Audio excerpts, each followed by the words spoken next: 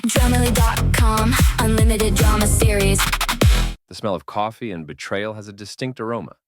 Bitter, with undertones of lies and a finish that burns your throat on the way down. I should know. I was breathing it in at 6:30 on what was supposed to be the happiest morning of my life. My name is Jack Mallory, and I've spent the last 15 years of my life believing in fairy tales. Stupid, right? A 38-year-old mechanic from Detroit, thinking he could live happily ever after with a woman who collects designer handbags like I collect socket wrenches. The wedding was scheduled for 2 o'clock.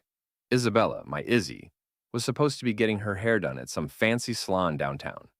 Instead, I found her in our bed with Connor Hale, her ex-boyfriend from college, doing things that definitely weren't part of the wedding preparation checklist.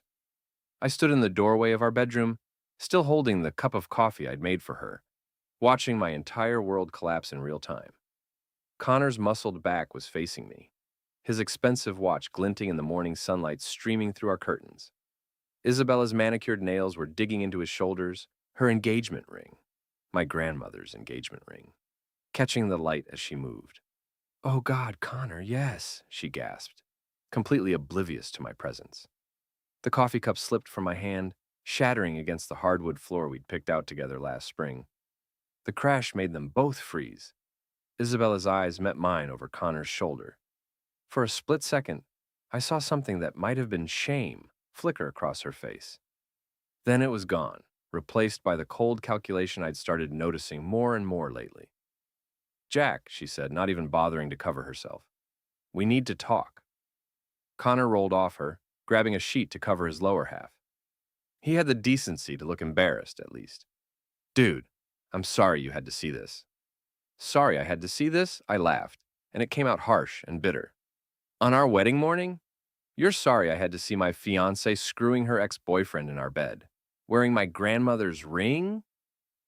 Isabella sat up, pulling the other sheet around herself like some kind of twisted toga.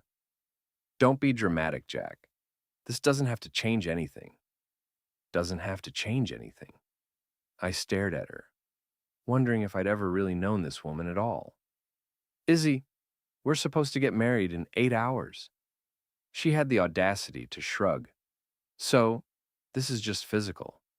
Connor and I have history. It doesn't mean I don't love you." Connor was getting dressed now, his movements quick and nervous. "Look, man, Isabella and I never really got closure. This was just, get out." My voice was quiet, but something in my tone made Connor stop mid-sentence. "Get out of my house. Now." He grabbed his clothes and practically ran for the door. I heard the front door slam a minute later, followed by the sound of his BMW peeling out of our driveway. Isabella was still sitting in our bed, looking at me like I was the one being unreasonable. "Jack, don't make this bigger than it is. Connor doesn't mean anything. He's just..." "Just what? Just a good lay? Just someone to pass the time with while your boring mechanic fiancé is at work?" I sat down heavily in the chair by our window, suddenly feeling every one of my 38 years. "How long, Izzy?" "How long what?" "How long have you been sleeping with him?" She looked away. "It's not like that." "How long?" "3 months," she whispered. 3 months. We'd been planning this wedding for a year, and she'd been cheating on me for a quarter of it. I thought about all the late nights she'd claimed to be working, all the business trips that seemed to come up suddenly, all the times she'd been too tired or too stressed for intimacy with me. "The business trips to Chicago?" I asked. She nodded. "The late meetings with clients?" Another nod. "That weekend you went to your sister's?" "Connor has a cabin up north," she said quietly. I stood up, walking to our dresser where she kept her jewelry box. My grandmother's ring was still on her finger, but there were other pieces I'd given her for birthdays, anniversaries, Valentine's Days. Suddenly, they all felt contaminated. "Jack, please," Isabella said, finally showing some emotion. "Don't throw away everything we have because of one mistake." "One mistake?" I turned to face her. 3 months of lying, cheating, and betraying me is not one mistake, Izzy. It's a choice. A choice you made over and over again. My phone was buzzing on the nightstand. Probably the wedding coordinator or the caterer or one of the 100 other people who were expecting us to show up and pretend to be happy today. What do you want to do? Isabella asked, and for the first time since I'd walked in, she sounded uncertain. I looked at her sitting there in our bed, surrounded by the evidence of her betrayal, and something cold settled in my chest. Something that felt like the death of the man I used to be and the birth of someone else entirely. I want you to get dressed, I said calmly. I want you to call your maid of honor and tell her to meet us at the venue early. And then I want you to help me make some announcements. What kind of announcements? I smiled, and it wasn't a nice smile. The kind that are going to make this a wedding day nobody ever forgets. Thalia West had always been beautiful in the way that Isabella was pretty. Sharp edges and careful maintenance, like a sports car that looked great but required constant attention. She was Isabella's maid of honor, her best friend since college, and the woman who had been quietly watching my relationship fall apart for months, with the keen interest of a scientist studying a particularly fascinating specimen. I called her at 10 a.m., 2 hours after discovering Isabella's betrayal. 1 hour after Isabella had finally stopped trying to justify her actions and started making phone calls to postpone the wedding. Jack? Thalia's voice was surprised. Shouldn't you be getting ready? The wedding is in 4 hours. There's not going to be a wedding, I said. At least, not the one everyone was expecting. Can you meet me at Murphy's Diner? I need to talk to you. There was a pause. Is everything okay? Everything is perfect, I said, and meant it in a way that would have scared me 6 hours ago. Just meet me there. And Thalia, don't tell Isabella where you're going. Murphy's Diner was the kind of place that served coffee in thick white mugs and didn't judge you if you ordered breakfast at 3 in the afternoon. I'd been coming here since I was a teenager, back when old man Murphy still ran the grill himself. Now his daughter Sarah ran the place. But the coffee was still strong and the booths were still cracked vinyl that told stories.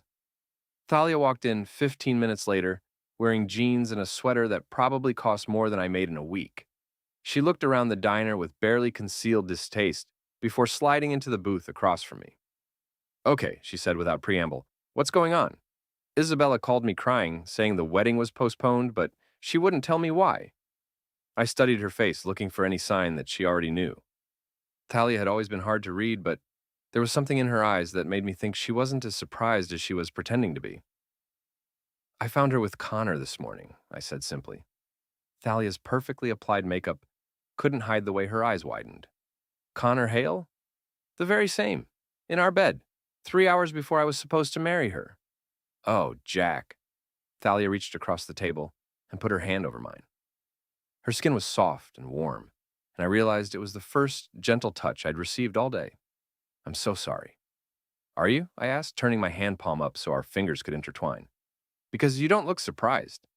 Thalia's breath caught. What do you mean? I mean, you've been watching Isabella and me for months, and you've seen what I was too blind to see, haven't you? She looked down at our joined hands. I suspected something was going on. She's been different lately. Secretive. Happy in a way that didn't seem to have anything to do with the wedding. Why didn't you tell me? Would you have believed me? She asked quietly. You were so in love with her, Jack. So sure she was perfect. She was right, and we both knew it. 6 months ago, if Thalia had come to me with suspicions about Isabella, I would have defended my fiancé and probably stopped talking to her friend. The old Jack had been loyal to a fault, trusting to the point of stupidity. But the old Jack had died at 6:30 this morning, watching his fiancée betray him in their own bed. I have a proposition for you, I said, my thumb tracing circles on the back of her hand. What kind of proposition? The kind that's going to give Isabella exactly what she deserves, and give us something we've both been thinking about for a long time. Thalia's cheeks flushed pink. Jack, don't tell me you haven't thought about it, I said, leaning forward. Don't tell me you haven't wondered what would happen if Isabella wasn't in the...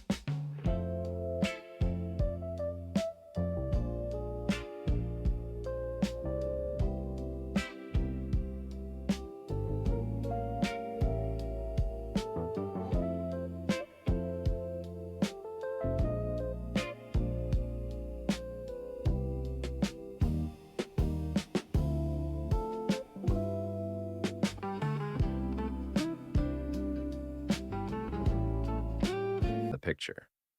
The truth was, I had wondered. Thalia had been around for years, beautiful and smart and funny in ways that Isabella wasn't. She listened when I talked about work, asked questions about the cars I was restoring, remembered details about my life that my own fiancé forgot. More than once, I'd caught myself thinking about what it would be like to kiss her, to hold her, to wake up next to someone who actually seemed to enjoy my company. What are you suggesting? Thalia asked, but she didn't pull her hand away. I'm suggesting we give everyone at that reception the show they're expecting, just not the one they think they're going to see. I explained my plan while Sarah refilled our coffee cups and pretended not to eavesdrop. It was simple, really, elegant in its brutality. We would show up to the reception, which Isabella hadn't been able to cancel on such short notice, as a couple. I would get up in front of all our friends and family and explain exactly why there had been no wedding ceremony that afternoon. And then I would introduce them to my new girlfriend. You want to humiliate her? Thalia said when I finished. I want to give her the same gift she gave me this morning, I corrected. The gift of brutal honesty. Thalia was quiet for a long time, staring into her coffee cup like it held answers to questions she hadn't asked yet. She's going to hate me, she finally said. She's going to hate both of us. The question is, do you care? Thalia looked up at me, and I saw something shift in her expression. Something that looked like decision. You know what? She said. I don't think I do. She leaned across the table and kissed me. It was soft at first, tentative, like she was testing the waters. Then I kissed her back, and it became something else entirely. Something that tasted like possibility and revenge, and the kind of passion I'd forgotten existed. When we broke apart, we were both breathing hard. So, Thalia said, her lips still close enough to mine that I could feel her words. What time should I pick you up for the reception? The Riverside Event Center looked exactly like it had yesterday during our final walkthrough. Elegant, romantic, and completely wrong for what was about to happen. White roses and baby's breath decorated every table. Fairy lights twinkled from the ceiling, and a 3-tier cake sat on display, topped with figurines of a happy couple that no longer existed. I arrived at 5 o'clock with Thalia on my arm. Both of us dressed to kill. She wore a red dress that hugged her curves and made her look like sin personified. I'd traded my planned tuxedo for a black suit that made me look dangerous instead of domesticated. The guests were already mingling, drinks in hand, probably wondering where the happy couple was. Isabella's parents stood near the bar, looking confused and increasingly worried. My best man Dave spotted me first. Jack, he hurried over, relief evident on his face. Thank God you're here. Where's Isabella? People are starting to ask questions. Isabella won't be joining us, I said calmly, but I have some things I'd like to share with everyone. Dave looked from me to Thalia, his expression growing more confused by the second. What's going on, man? You'll find out in a few minutes. Could you ask everyone to gather around? I have an announcement to make. It took 10 minutes to get everyone's attention. Friends, family, coworkers, neighbors, about 150 people who had come to celebrate a wedding that never happened. They clustered around the small stage where the band was supposed to play later, drinks in hand, faces expectant. Isabella's mother, Patricia, pushed to the front of the crowd. Jack, dear, where's Isabella? Is she all right? Isabella is fine, I said, taking the microphone from the confused band leader. In fact, she's having the time of her life, just not with me. A murmur ran through the crowd. I saw Isabella's father frown, my mother's face crease with worry, and Dave shake his head like he couldn't believe what he was hearing. Ladies and gentlemen, I began, my voice carrying clearly through the sound system. Thank you all for coming today to celebrate what was supposed to be the beginning of my marriage to Isabella Morrison. I know you're all wondering why there was no ceremony this afternoon, why the bride isn't here, and what exactly is going on. The room was dead silent now. Even the waitstaff had stopped moving, standing frozen with trays in their hands.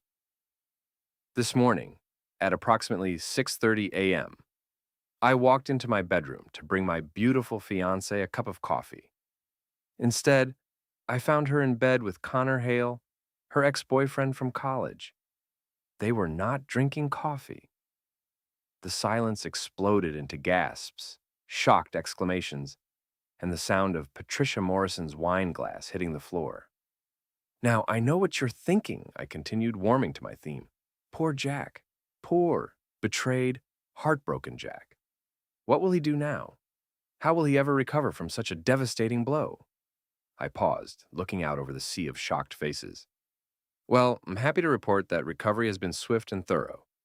In fact, I'd like you all to meet the woman who helped me realize that sometimes the best thing that can happen to you is discovering that the person you thought you loved was never worthy of that love in the first place. I held out my hand to Thalia, who stepped gracefully onto the small stage beside me. The crowd's reaction was immediate and explosive. Thalia? Patricia Morrison's voice cut through the noise like a knife. Thalia West? Isabella's maid of honor? Former maid of honor, Thalia corrected, taking the microphone from me. Her voice was steady, confident, and completely unapologetic. And current girlfriend of the most honest, loyal, and decent man I've ever known. The crowd erupted again.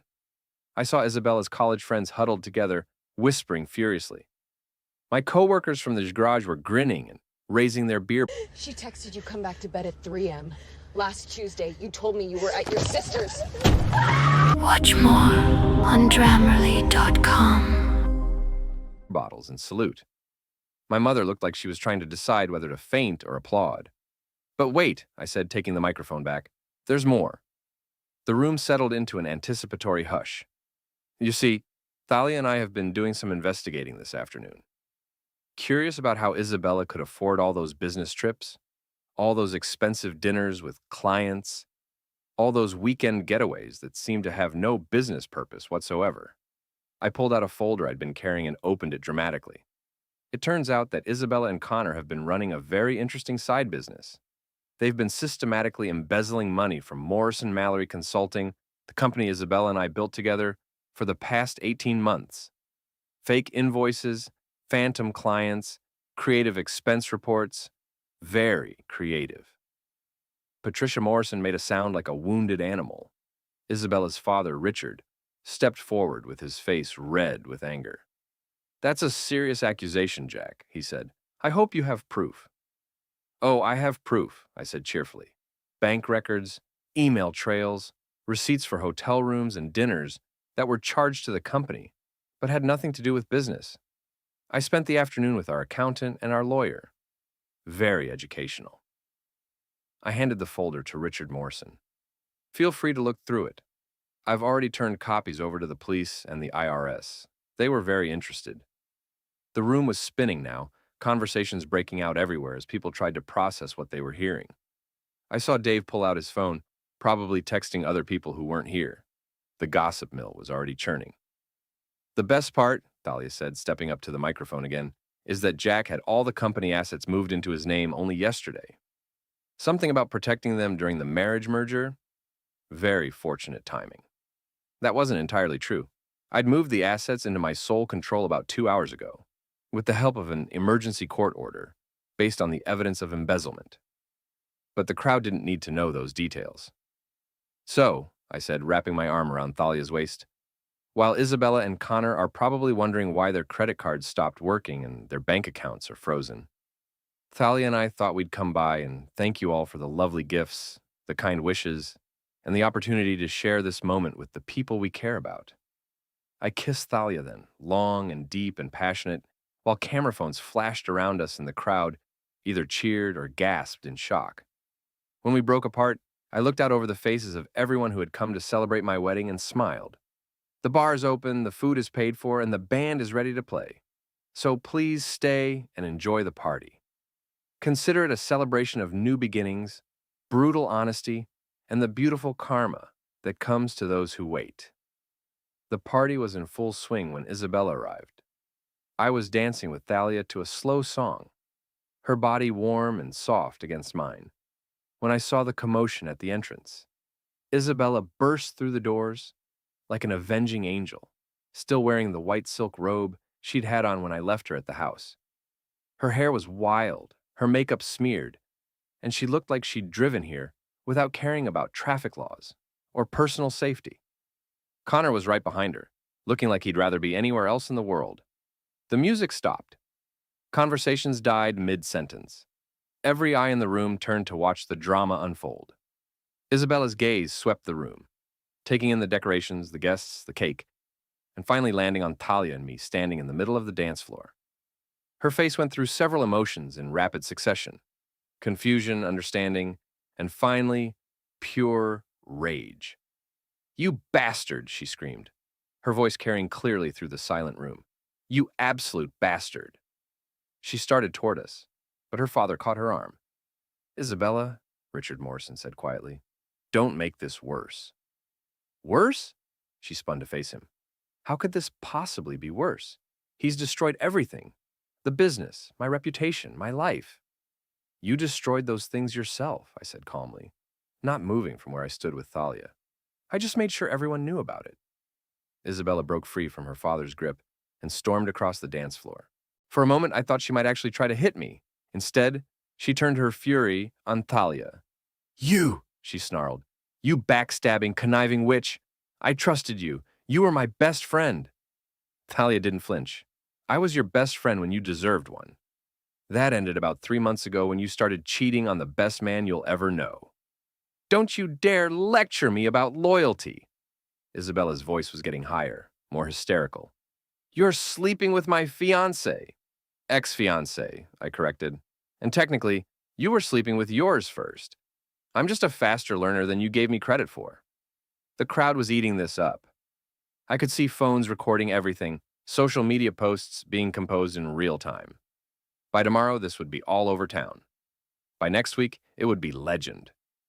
Connor finally found his courage and stepped forward. "Look, man, this has gotten out of hand.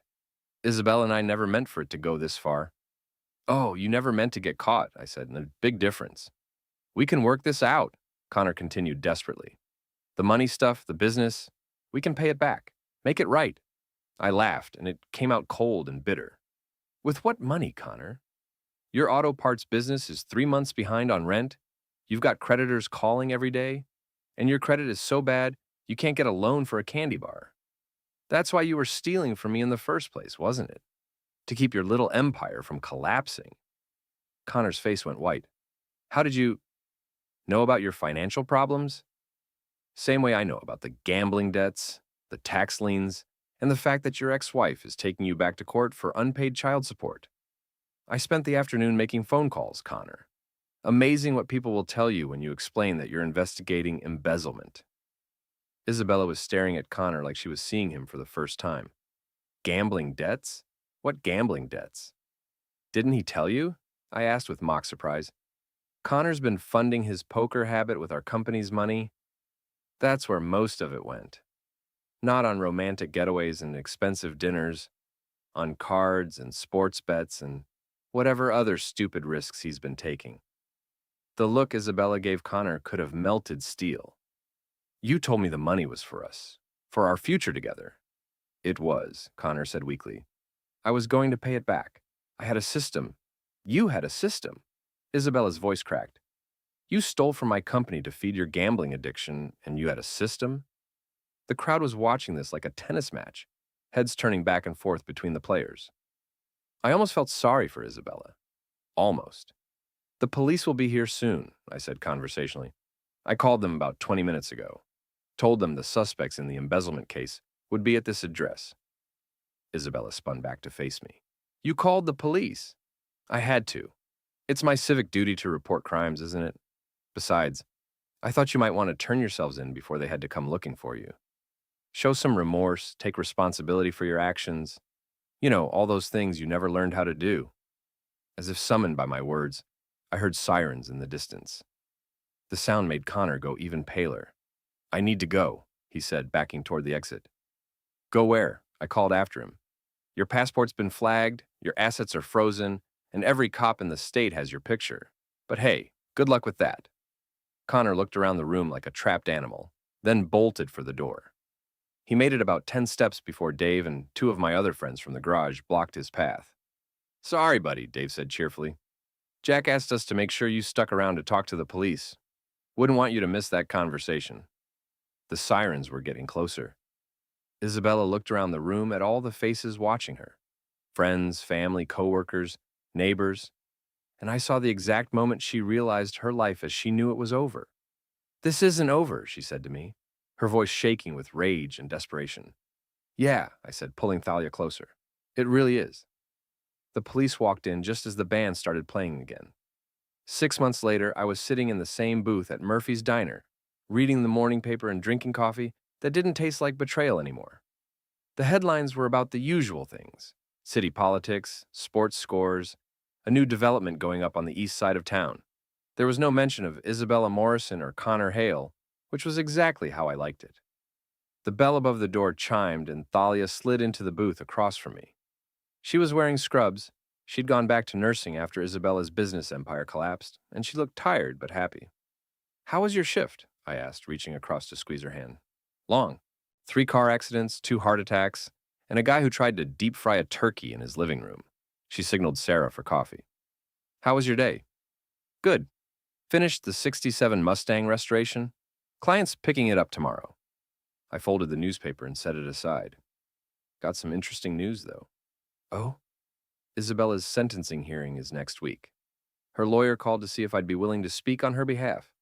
Character witness, talk about the good times, ask for leniency." Thalia raised an eyebrow. "And?" "I told him I'd think about it." "Are you going to do it?" I considered the question, while Sarah brought Thalia's coffee and refilled mine. Was I going to stand up in court and ask a judge to go easy on the woman who had betrayed me, stolen from me, and tried to destroy my life? "No," I said finally. "I don't think I am." The truth was, Isabella and Connor had gotten exactly what they deserved. The embezzlement charges had stuck. Hard to argue with bank records and email evidence. Connor had been sentenced to 3 years in federal prison and ordered to pay restitution he'd never be able to afford. His auto parts business had folded, his house had been foreclosed on, and his ex-wife had gotten full custody of their kids. Isabella had fared slightly better, thanks to expensive lawyers and a willingness to testify against Connor. She'd gotten 18 months in probation, but the damage to her reputation was permanent. No one in the business world would touch her now. She was working at a call center in Grand Rapids, living in a studio apartment, driving a 10-year-old Honda. "Good," Thalia said, taking a sip of her coffee. "She made her choices. Now she gets to live with them." That was one of the things I loved about Thalia. She didn't believe in false sympathy or misplaced mercy. She understood that actions had consequences, and she didn't waste time feeling sorry for people who had brought their troubles on themselves. "Speaking of choices," I said, reaching into my jacket pocket, "I have something for you." I pulled out a small velvet box and set it on the table between us. Thalia stared at it like it might explode. "Jack, open it." She picked up the box with trembling fingers and lifted the lid. Inside was a simple solitaire diamond ring. Not huge, not flashy, but perfect. Clean and honest and beautiful, like the woman I was giving it to. "It's not my grandmother's ring," I said. "That one had too much history, too much baggage. This one is just ours." Thalia's eyes filled with tears. "Are you asking me what I think you're asking me?" "I'm asking if you want to marry a mechanic who's got grease under his fingernails, a smart mouth, and a tendency to hold grudges against people who cross him." She laughed, wiping her eyes with her free hand. "That depends. Are you asking a nurse who works nights, has strong opinions about everything, and helped you destroy your ex-fiance's life? That's exactly who I'm asking." She slipped the ring onto her finger. It fit perfectly, like it had been made for her, like everything about us had been made to fit together. "Then yes," she said. "Yes, I'll marry you." I leaned across the table and kissed her, right there in Murphy's Diner with Sarah watching and grinning behind the counter. It tasted like coffee and new beginnings and the kind of love that was built on truth instead of lies. When we broke apart, Thalia was smiling through her tears. "So," she said, admiring her ring, "when do you want to do this?" "Tomorrow," I said. "Next week?" "I don't care, as long as it's soon and it's real." "What about a big wedding? Flowers and cake and all that?" I thought about the reception 6 months ago, about Isabella bursting through the doors in her white robe, about Connor being led away in handcuffs while the band played and our guests posted videos on social media. "I think I've had enough of big weddings," I said. "How about we just go to the courthouse and make it official? Then come back here for pie and coffee." Perfect, Thalia said. Absolutely perfect. We sat there for a while, planning our simple wedding and our complicated future, while the sun set outside Murphy's windows and the rest of the world went about its business. Somewhere across town, Isabella was probably getting ready for another shift at the call center, another day of paying for her mistakes. Connor was in federal prison, learning that real life wasn't a poker game where you could bluff your way out of trouble. And I was exactly where I belonged, with exactly who I belonged with, finally understanding the difference between love and obsession, between loyalty and stupidity, between being a good man and being a doormat. The old Jack would have felt guilty about what happened to Isabella and Connor. He would have wondered if he'd been too harsh, too vindictive, too willing to destroy lives in pursuit of justice. But the old Jack was gone, buried under the weight of betrayal and reborn in the fire of righteous anger. The new Jack understood that sometimes being the villain in someone else's story was the only way to be the hero in your own.